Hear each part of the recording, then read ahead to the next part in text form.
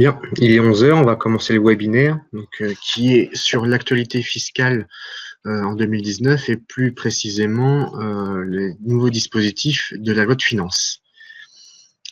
J'aimerais me présenter très rapidement. Aymeric Pourriot, responsable de mission au département du droit fiscal du cabinet Orcom. Donc, pour vous présenter rapidement le cabinet, 30 sites en France, plusieurs à l'international. 3 domaines d'activité essentiellement, l'expertise comptable, le conseil et l'audit. Donc, au sein du département fiscal, on peut aussi bien assister nos clients dans leur déclaration d'impôts, optimiser et restructurer le patrimoine personnel ou professionnel du dirigeant, un accompagnement aussi sur les contrôles fiscaux. Donc, on va pouvoir passer sur le thème de ce webinaire, comme je vous disais, l'actualité fiscale avec comme fil conducteur la loi de finances. Globalement, cette loi de finances, on peut dire qu'elle n'est pas très dense, en tout cas moins que l'année dernière. Par contre, on va toucher à des points très techniques. On va parler des groupes de sociétés, concessions et produits de concession de brevets, CFE taxe foncière. On fera un petit point sur les contrôles fiscaux. On va faire des particuliers. La mesure essentielle, c'est l'assouplissement du pacte Dutreil. Et on en profitera également pour vous faire un petit retour pratique sur le prélèvement à la source. Et enfin, on terminera par l'immobilier et l'investissement locatif.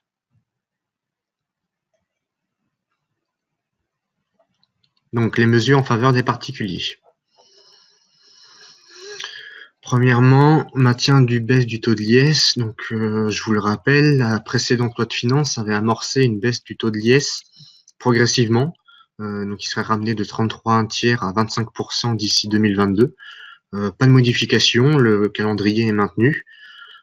Toujours l'application du taux réduit pour les PME, pour leur chiffre d'affaires entre 0 € et 38 120 €. Le taux marginal de l'impôt sur les sociétés cette année est établi à 31%. Toutefois, le Premier ministre, Édouard Philippe, a fait une annonce récemment disant que pour financer les mesures en faveur du pouvoir d'achat, le taux marginal d'imposition pour les plus grosses sociétés, donc celles qui ont un chiffre d'affaires supérieur à 250 millions d'euros, resterait à 33,1 cette année. Mais pour l'instant, rien d'acté. Donc là, vous avez un petit tableau qui résume l'application du taux d'imposition en fonction du chiffre d'affaires.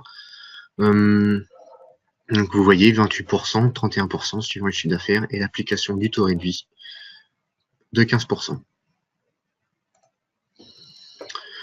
Autre point, révocation à l'option sur l'impôt sur les sociétés. Donc les sociétés de personnes qui sont assujetties à l'impôt sur le revenu peuvent, sur option, être assujetties à l'impôt sur les sociétés. Il faut savoir que jusqu'à présent, cette option était irrévocable, c'est-à-dire que les sociétés ne pouvaient pas retourner en arrière. Donc le législateur a assoupli cette position et ouvre droit maintenant à une révocation de cette option dans un délai de 5 ans suivant l'exercice de l'option. Donc cette révocation doit se faire sur un délai particulier, c'est-à-dire qu'il doit être fait avant la fin du mois qui précède celui au titre duquel le premier acompte d'IS est payé. Donc révocation pendant 5 ans sur un délai très particulier. À savoir aussi que cette révocation entraînerait les conséquences de la cessation d'activité et donc imposition des plus-values latentes, des bénéfices non encore imposés, etc. Donc à faire attention avant d'exercer cette possibilité.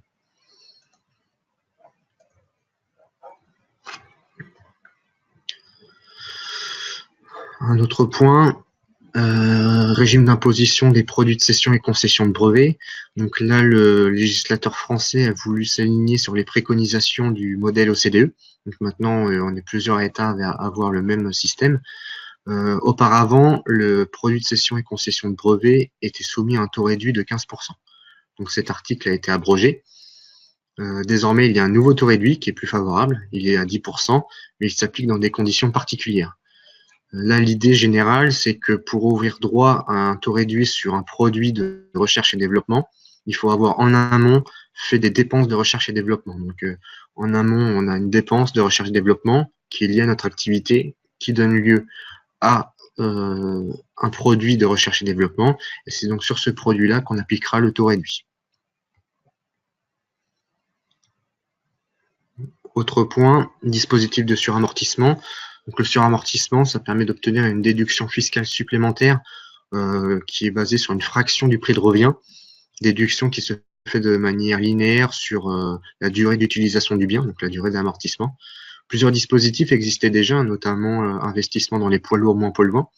Donc ce premier dispositif a été prorogé jusqu'au 31 décembre 2021. Bien faire attention aux conditions d'éligibilité des carburants et puis du type de véhicule. Donc le pourcentage de déduction varie de 20 à 60%. Autre point, dans le suramortissement, un nouveau dispositif cette fois-ci, c'est l'investissement dans la robotique et transformation numérique, donc réservé aux PME sens communautaire. C'est pour tout investissement fait entre le 1er janvier 2019 et le 31 décembre 2020. Donc plusieurs produits et investissements éligibles, les impressions 3D, équipements dans la robotique, machines de production à commande programmable. Donc bien faire attention, c'est quand même des notions qui sont assez vastes. Donc voir si l'investissement que vous faites est éligible et faire attention aussi à la date. C'est investissement entre le 1er janvier 2019 et le 31 décembre 2020. Un autre dispositif de suramortissement qui cette fois-ci, je pense, concernera beaucoup d'entre vous, l'investissement dans les équipements de production de froid. Donc il n'y a pas encore l'arrêté qui a publié tous les investissements éligibles, mais potentiellement ça peut concerner une clim dans un bureau, un camion frigorifique, un frigo. Donc potentiellement beaucoup de monde, pas de restriction quant aux personnes éligibles à cet investissement. Pareil, déduction exceptionnelle de 40%. Répartie sur la durée d'utilisation. Enfin, un dernier point qui concerne l'investissement dans les navires marchands. Pareil, un dispositif de suramortissement pour les navires à faible consommation.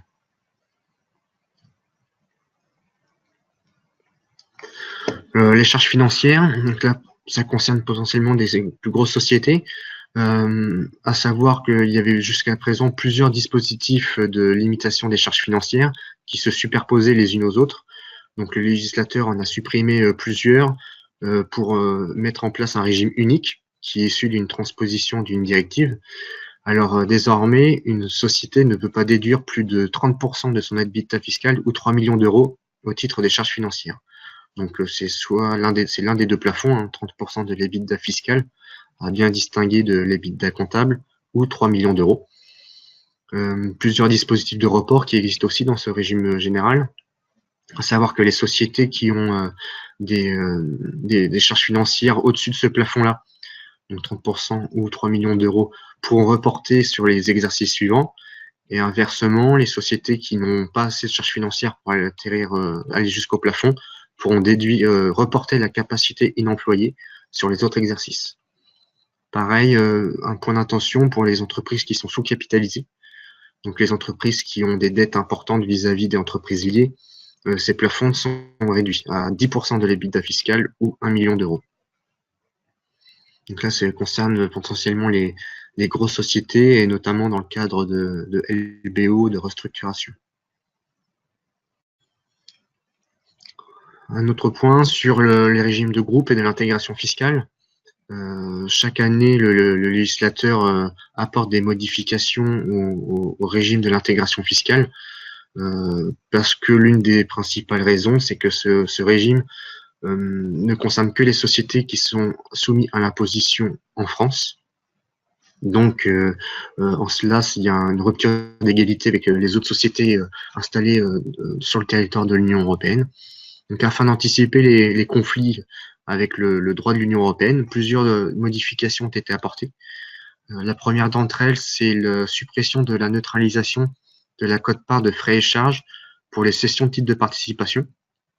Donc, à savoir que selon le régime de droit commun, lorsqu'il y a une cession de titres de participation, il y a une exonération d'impôts et la réintégration d'une quote-part de frais et charges de 12%.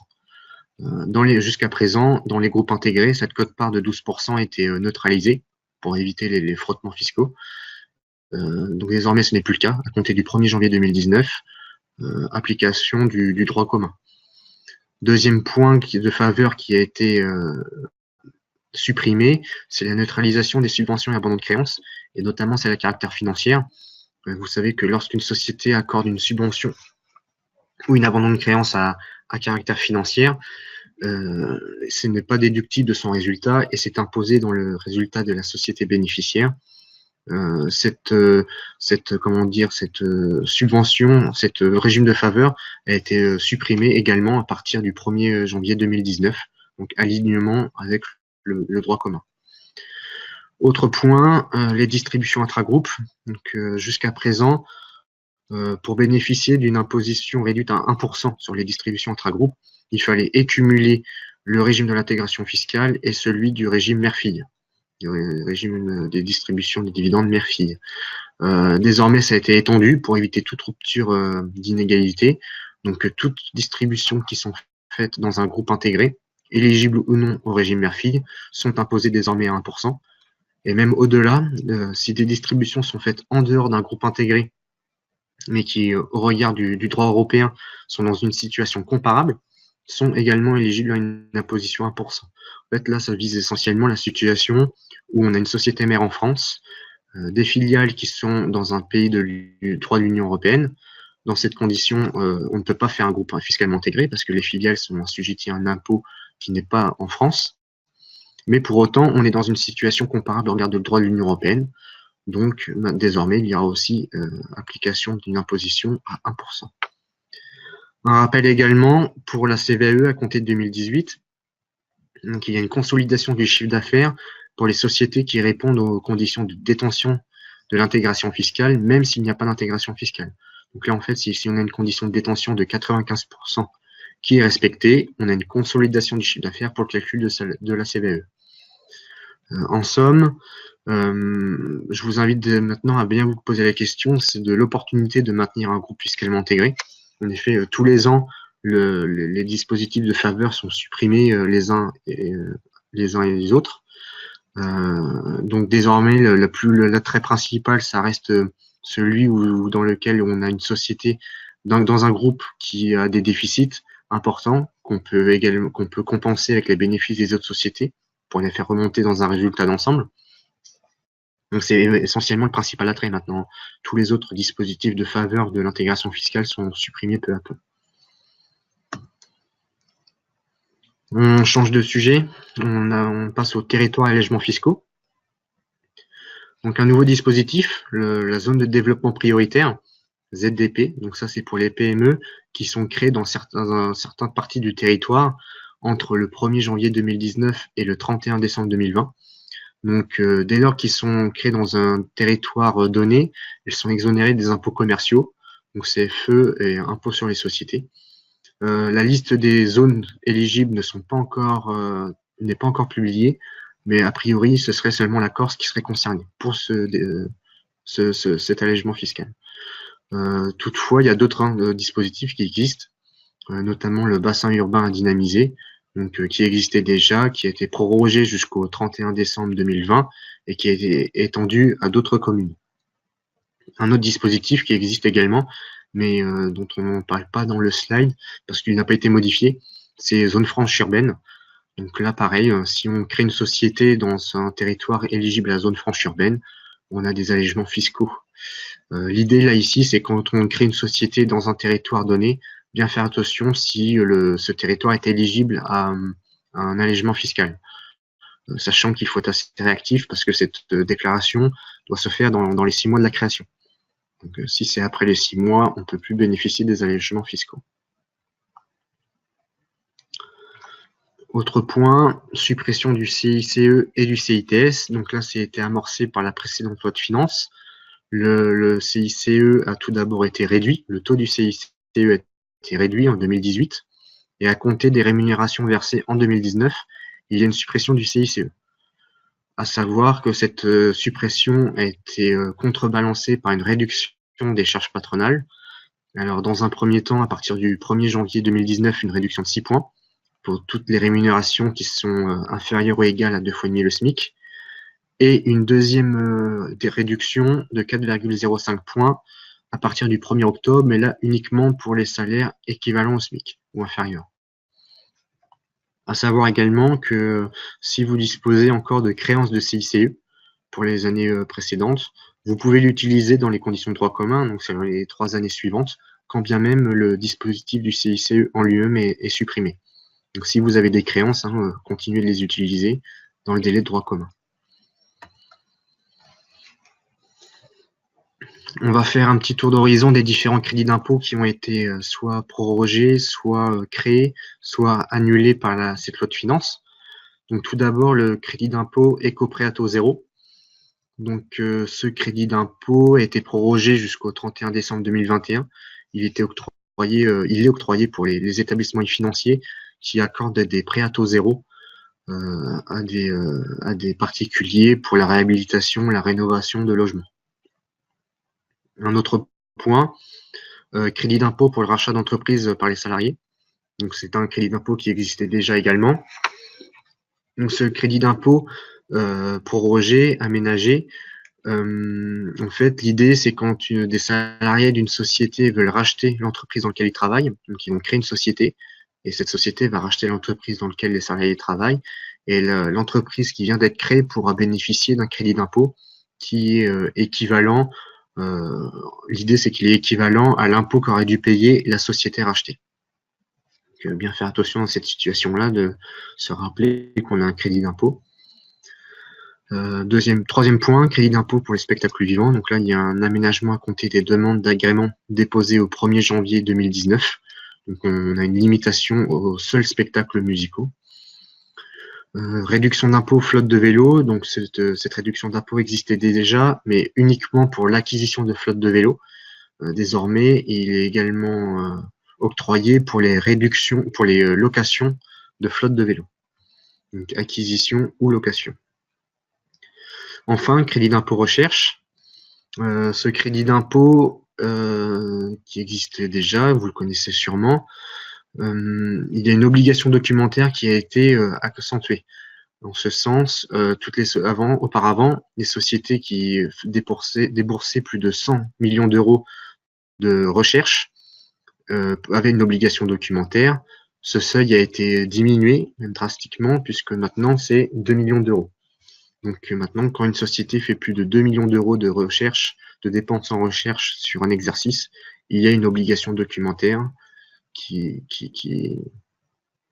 est imposée et qu'on doit fournir à l'administration. On passe au mécénat. Donc mécénat, je vous rappelle, il y a 2 branches. Tout d'abord, les dons pour les œuvres et autres organismes d'intérêt général qui sont effectués par les entreprises soumises à l'IR ou à l'IS. Et deuxième branche du mécénat, c'est l'acquisition d'œuvres d'art originales d'artistes vivants. Donc c'est la première branche qui a été modifiée. Jusqu'à présent, on avait en fait une réduction d'impôt de 60% des montants versés, mais dans une limite de 5 pour 1000 du chiffre d'affaires. Donc cette limite était assez contraignante pour les plus petites sociétés. Donc désormais, on a le choix entre 2 plafonds, donc 5 pour 1000 du chiffre d'affaires ou 10 000 euros. Donc c'est à la société de choisir le plafond le plus avantageux pour elle. De même, une obligation documentaire pour tous les montants cumulés de dons supérieurs à 10 000 euros sur un exercice. Et enfin, donc, pour la deuxième branche, donc acquisition d'œuvres d'art originales d'artistes vivants, là on est toujours sur les mêmes conditions, pas de changement notable, donc 5 pour 1000 de chiffre d'affaires et pas d'obligation documentaire. Cependant, j'attire votre attention, bien faire attention sur l'acquisition d'œuvres d'art originales d'artistes vivants, bien mettre les dépenses qui sont faites sur un compte spécial, à l'actif du bilan.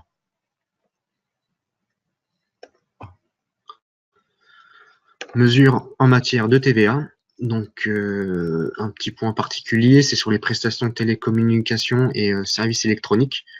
Donc, les règles de territorialité sont modifiées en fonction des montants des prestations qui sont effectuées. Donc, soit au lieu du prestataire, soit au lieu du preneur. Autre point, pour les associations de services d'aide à la personne, donc on avait une exonération de TVA qui était octroyée aux associations agréées ou autorisées ayant une gestion désintéressée. Donc cette exonération d'impôt jusqu'à présent, exonération de TVA jusqu'à présent, était faite pour peu importe la qualité du preneur de la prestation. Désormais, c'est une exonération de TVA uniquement pour des prestations de services qui sont fournies à des personnes particulières. Donc, c'est des personnes qui sont en situation de fragilité ou de dépendance. Donc, bien faire attention sur cette application d'exonération de TVA en fonction de celui qui reçoit le service. Enfin, application du taux réduit, donc 5,5% pour la fourniture de chaleur produite à partir d'énergie renouvelable ou la prestation de gestion des déchets. Un petit point sur les mesures relatives aux véhicules. Donc, sur les pick-up, un changement qui est d'importance. Jusqu'à présent, les pick-up, quand bien même ils avaient 5 places assises, étaient exonérés de taxes sur les véhicules de société, la TVS. À partir du 1er janvier 2019, il n'y a plus d'exonération. Donc pour les pick-up qui ont 5 places assises, c'est pas uniquement le siège conducteur et passager. Donc 5 places assises, désormais, sont soumis à la taxe sur les véhicules de société. Et à compter du 1er juillet 2019, plusieurs taxes qui vont se rajouter, donc la taxe sur la carte grise, malus applicable aux voitures les plus polluantes, ou encore les malus annuels de 160 € pour délivrance de la carte grise. Un petit rappel sur la TVA sur les essences. Donc là, on suit la déduction de TVA sur les essences. Donc là, on suit le calendrier qui a été acté. Donc un petit rappel, à partir du 1er janvier 2019, on a une déduction de 40%, qu'il s'agisse de véhicules particuliers ou de véhicules utilitaires légers. Donc on a fini la partie sur l'impôt sur les sociétés. Donc encore une fois, on passe assez rapidement sur l'ensemble des mesures qui ont été adoptées. Mais si vous avez des questions, n'hésitez pas à le faire sur le chat. Donc on va passer sur un autre point, fiscalité locale. C'est la CFE et la taxe foncière. Ça, c'est un point qui revient souvent au cabinet. On a beaucoup de contrôles fiscaux ces derniers temps là-dessus. Donc, on va vous faire une petite présentation de tous les changements qui sont notables. Là, l'idée, c'est que pour déterminer une taxe foncière ou une CFE, ça se fait à partir d'une valeur locative. Cette valeur locative, il y a deux méthodes de calcul. Donc, soit pour les établissements industriels, dans ce cas-là, c'est à partir des immobilisations qui sont inscrites au bilan, soit à partir des locaux professionnels. Donc là, c'est à partir du gain que aurait pu avoir le propriétaire s'il avait mis en location son bien. Et l'administration, de plus en plus, tend à requalifier le bâtiment, soit d'industriel, soit en professionnel, pour recalculer la valeur locative et donc faire un redressement en matière de CFE, de taxe foncière. Donc, il y a une définition de l'établissement industriel. Cette définition n'a pas de changement par rapport à la pratique. C'est une reprise de la jurisprudence qui existait déjà. Donc, cette définition se fait à partir du matériel et de l'outillage qui est présent dans l'entreprise. Donc, soit ce matériel ou cet outillage est important, donc pour les activités de fabrication, de transformation de biens corporels. Dans ce cas-là, on est considéré comme un établissement industriel. Pour toutes les autres activités, donc qui sont autres que fabrication, transformation de biens corporels, ce matériel et outillage doit être prépondérant. Donc en fait, là, tout l'enjeu, c'est de savoir si on rentre bien dans le cadre de cette définition, sachant que c'est assez flou, à savoir ce qui est du matériel important ou ce qui est du matériel prépondérant. Donc c'est tout l'enjeu des contrôles fiscaux sont ici. À cette définition, deux exceptions. Tout d'abord, quel que soit le montant des installations, lorsque les entreprises qui remplissent les conditions d'immatriculation au répertoire des métiers, donc en fait sont des artisans, dans ce cas-là, ils ne seront pas considérés comme des établissements industriels, peu importe le montant de leurs installations. De même, peu importe l'activité de l'entreprise, si c'est un de ces bâtiments ont des matériels et outillages qui ont une valeur inférieure à 500 000 €, dans ce cas-là, on ne sera pas considéré comme établissement industriel. Donc, une définition, un principe et deux exceptions. Il y a un impact sur le changement de méthode. Donc, lorsque l'administration requalifie la valeur locative, dans ce cas-là, on a un mécanisme de lissage pour éviter les changements trop brusques. Donc, comme je vous ai dit, beaucoup de retours de nos clients sur ce sujet. Nous sommes sur plusieurs contrôles fiscaux là-dessus. Donc là, l'idée, c'est vraiment de vous accompagner sur la mise en œuvre et l'application de cette définition. Donc, à savoir si vous êtes du matériel important, savoir si c'est prépondérant ou non, et le cas échéant, de revoir les valeurs locatives et le montant de vos CFE, afin d'anticiper tout contrôle de l'administration fiscale.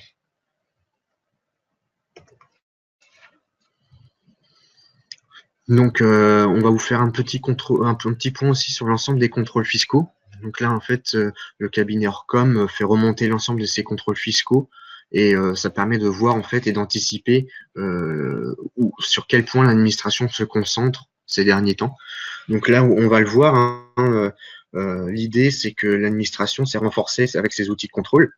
On a déjà l'examen de comptabilité qui est en œuvre depuis 2017. Donc en fait, l'administration, désormais, elle peut demander des informations à distance. Donc elle va vous envoyer un mail demandant un extrait du FEC, un extrait de votre bilan, une information sur des provisions. Et en fait, elle va le contrôler de son bureau.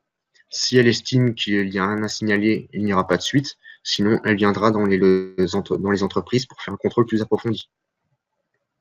De même, une nouvelle procédure d'abus de droit. Donc désormais, l'abus de droit peut être aussi principalement fiscal, alors qu'auparavant, c'était exclusivement fiscal. Donc là, il y a une charge de la preuve qui est beaucoup plus souple pour l'administration fiscale. Donc bien faire attention, c'est applicable à partir du 1er janvier 2021.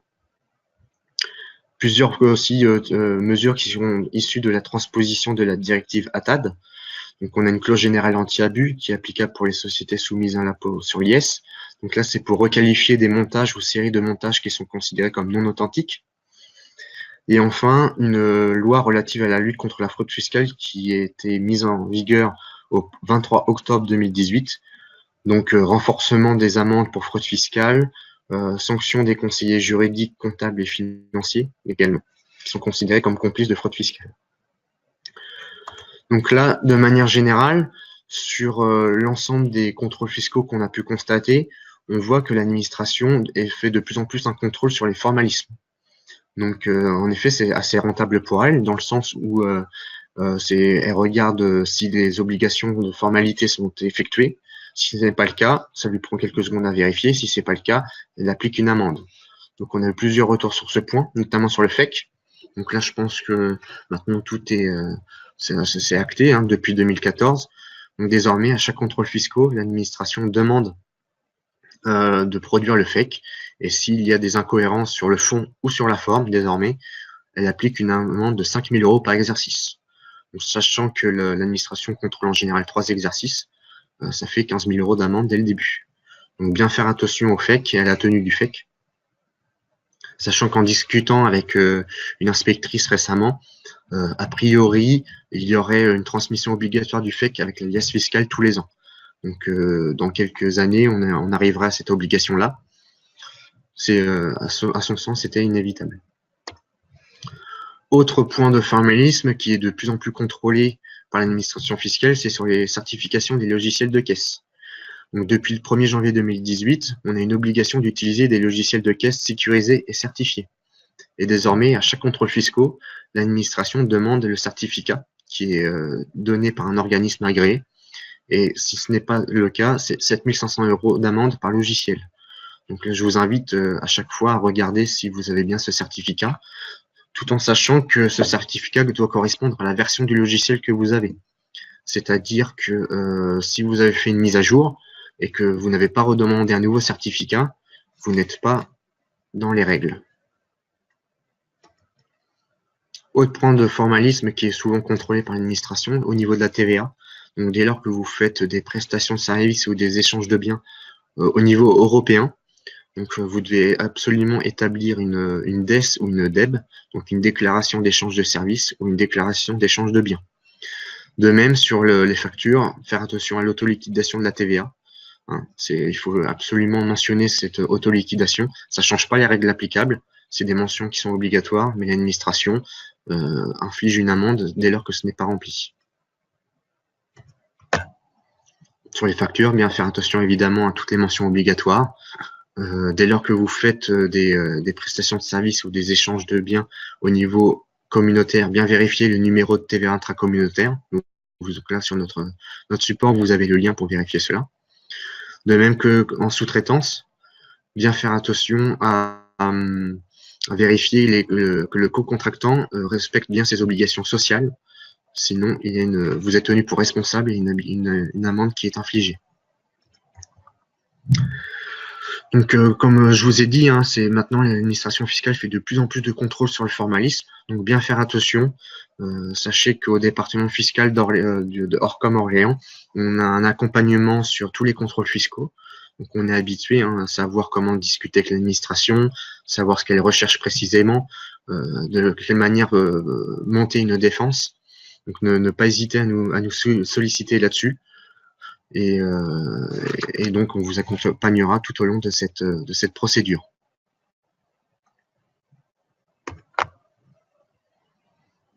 Mesures en faveur des particuliers. Donc, comme je vous ai dit en liminaire, il y a très peu de mesures cette année dans la loi de finances sur les particuliers. La mesure essentielle, c'est l'aménagement du pacte Dutreil. Donc, le pacte Dutreil, pour vous rappeler les principes, c'est un dispositif qui permet d'avoir une exonération de 75% des droits de mutation lorsque un dirigeant transmet son entreprise. Donc, c'est une exonération qui est assez significative. Pour mettre en place ce pacte Dutreil, c'est un calendrier qui est assez long. C'est pas une opération qui peut s'improviser. Donc, il y a 3 temps, c'est-à-dire qu'il y a une obligation de conservation collective des associés. Donc, les associés d'une entreprise vont s'engager ensemble à conserver les titres d'une entreprise. Donc, plusieurs conditions d'éligibilité au niveau de la société, au niveau des titres qui font l'objet de l'engagement de conservation. Donc, premier temps, un engagement collectif de conservation. Deuxième temps, une donation. Donc, le chef d'entreprise qui va donner les titres sur lesquels il s'était engagé, donc soit à ses descendants, soit à un tiers. Et c'est à ce moment-là qu'il va bénéficier d'une exonération de 75%. Donc, c'est quand même assez significatif. Et enfin, le troisième temps, c'est un engagement individuel de conservation du donataire, donc celui qui reçoit les titres. Donc, celui-ci doit s'engager à conserver les titres pendant 4 ans, sous peine de remise en cause de l'exonération de 75%. Donc là, vous voyez un calendrier qui permet de voir un peu dans quelle proportion on peut faire un pacte Dutreil. Donc l'idée, c'est que ce pacte Dutreil doit être fait sur 6 ans. 2 ans d'engagement collectif et 4 ans d'engagement individuel. Donc là, la loi de finances a pour objectif là, vous avez justement un exemple qui permet de mesurer l'incidence que peut avoir un pacte Dutreil. Donc, pour une donation de 1 million d'euros, sans pacte Dutreil, le dirigeant paierait des droits de donation de 156 000 euros. Pour la même opération, mais avec un pacte Dutreil, les droits de donation sont quand même réduits à 6 000 euros ou 3 000 euros en cas de donation. Donc là, vous voyez une économie de 150 000 euros pour la même opération. L'idée de cette loi de finances, c'est que le législateur a voulu assouplir les conditions d'éligibilité du pacte Dutreil, donc à plusieurs niveaux. Au niveau des titres qui font l'objet de l'engagement, au niveau de l'engagement de conservation en lui-même, des sociétés éligibles, des possibilités pour le donataire, donc une fois qu'il a reçu les titres, de disposer de ces titres, donc les apporter dans une société holding, faire éventuellement rompre l'engagement uniquement pour une partie de ces titres et pas sur tous les titres. Donc là, l'idée, c'est que le législateur, comme je vous ai dit, veut favoriser les donations Dutreil. Donc c'est quand même une opération qui est assez lourde au niveau du formalisme. Donc ne pas hésiter à solliciter votre conseil pour mettre en place tout ça. L'idée, encore une fois, c'est d'anticiper la transmission de votre entreprise et donc d'assister le chef d'entreprise dans le choix de la situation la mieux adaptée à sa situation patrimoniale. On voulait profiter de cette actualité fiscale pour vous faire un petit point également sur le prélèvement à la source.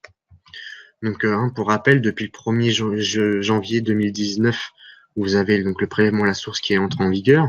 2 systèmes, soit une retenue à la source pour tout ce qui est salaire, pension de retraite, allocation de chômage, ou un acompte, donc là qui est prélevé par l'administration fiscale sur votre compte bancaire, donc pour tous les bénéfices industriels et commerciaux, bénéfices non commerciaux, bénéfices agricoles, les gérants majoritaires. Donc là, l'acompte qui a été fait à partir du 15 janvier, et puis la retenue à la source qui est fait par l'employeur sur les salaires à chaque fin de mois. Plusieurs options possibles sur votre taux. Donc là, vous avez un taux par défaut qui est le taux du foyer fiscal, calculé sur les revenus du foyer fiscal. Mais vous pouvez aussi opter pour un taux individualisé. Donc là, c'est pour les couples qui ont une forte disparité de revenus, c'est-à-dire que le taux sera adapté en fonction du revenu propre de chaque personne. Donc ça ne modifie pas le montant global de l'impôt à payer, c'est juste qu'il est mieux réparti au sein du foyer fiscal. Vous aviez aussi le taux personnalisé. Donc là, c'est le taux qui permet de ne pas montrer l'ensemble de vos revenus à votre employeur. Donc là, vous êtes considéré comme célibataire, sans enfant et avec uniquement votre salaire comme revenu. Et enfin, pour les travailleurs indépendants, gérants majoritaires, titulaires de revenus fonciers, c'est des acomptes. Mais là, vous avez aussi possibilité d'opter pour un versement trimestriel. Vous pouvez moduler votre taux aussi, c'est là que tout l'intérêt de ce nouveau dispositif, c'est que sur votre espace personnel, impôt.gouv, vous pouvez notifier tout changement de situation, donc un mariage, un décès, un PAX, la naissance d'un enfant. Donc vous allez sur votre espace impôt.gouv, votre espace personnel, et vous modifiez votre taux, donc vous notifiez ce changement de situation, et ce sera pris en compte par l'administration fiscale dans un délai de 3 mois. Donc le cabinet Orcom et le département fiscal accompagnent l'ensemble de ses clients sur la mise en place de ce prélèvement à la source et sur l'établissement aussi des revenus de l'année 2018. Parce que comme vous savez, cette année, il va y avoir le frottement entre les deux systèmes d'imposition. Le système ancien où vous déclarez vos impôts et vous les payez sur les revenus de l'année précédente, et le système nouveau où c'est un paiement contemporain, donc un paiement tous les mois de votre impôt. Donc là, cette année, vous allez avoir un crédit d'impôt, le CIMR, crédit d'impôt modernisation du recouvrement. Et ce crédit d'impôt va permettre de gommer l'ensemble des impôts qui sont payés sur les revenus considérés comme normaux. A contrario, les revenus exceptionnels seront l'objet d'une imposition. Donc tout l'enjeu de cette année, c'est évidemment de savoir déterminer quels sont les revenus exceptionnels et quels sont les revenus considérés comme normaux. Donc le service fiscal d'Orcom accompagne l'ensemble de ses clients là-dessus. Là, vous avez un petit rappel sur les taux d'imposition en fonction des tranches. À savoir que pour les revenus les plus élevés, vous avez aussi la contribution exceptionnelle sur les hauts revenus.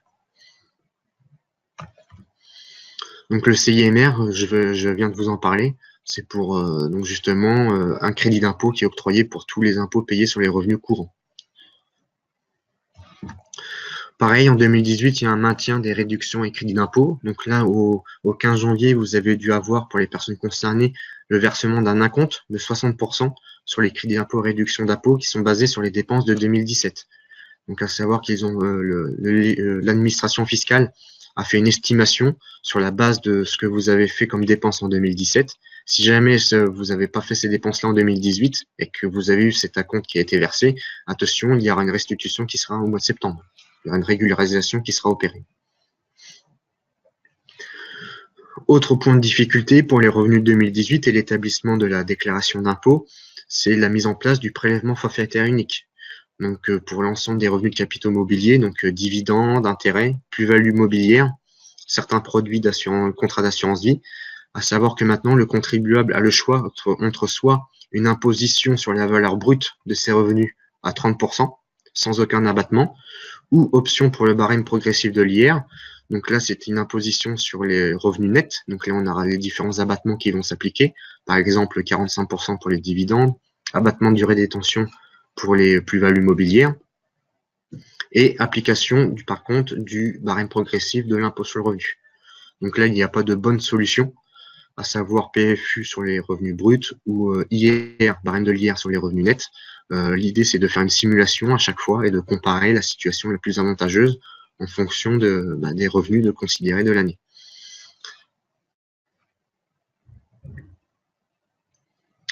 Voilà, une petite conclusion sur la flat tax et l'établissement des revenus de 2018. Donc, c'est une année assez charnière qui pose beaucoup de difficultés pour les professionnels avec tous les enjeux que cela peut entraîner. Donc, détermination des revenus exceptionnels, application d'une flat tax ou non.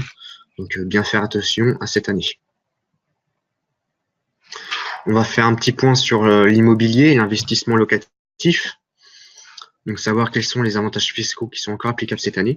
En commençant par le CITE, le crédit d'impôt transition énergétique. Donc, ce CITE a été prorogé jusqu'au 31 décembre 2019. à faire attention en fait à tous les investissements qui sont éligibles. Chaque année, il y a des modifications. Je pense notamment aux portes et fenêtres qui ont été supprimées en 2018, mais remis en œuvre en 2019. Donc faire attention en fait à chaque fois au type d'investissement que vous voulez faire et la date surtout. Donc bien faire attention à tout ça. Donc vous avez là un petit tableau récapitulatif de l'ensemble des investissements qui sont éligibles à partir du 1er janvier 2019. Donc, comme je vous ai dit, bien faire attention à l'éligibilité des dépenses avant de faire la déclaration. Un autre point, l'investissement Pinel. Donc ça, pour rappel, c'est un investissement qui donne droit à une réduction d'impôt. Donc pour toute acquisition de logements neufs qui sont mis en location, donc plusieurs conditions d'éligibilité en fonction du lieu géographique, du montant des loyers par rapport à la surface, conditions aussi tenant au locataire. Donc si l'ensemble de ces conditions sont réunies, il y a une réduction d'impôt qui est faite. Donc ce dispositif a été prorogé et il a été étendu également aux réhabilitations de logements. C'est-à-dire que maintenant, on n'a plus besoin de faire l'acquisition d'un logement neuf, on peut réhabiliter un logement pour avoir droit au Pinel. Toutes les conditions sont les mêmes.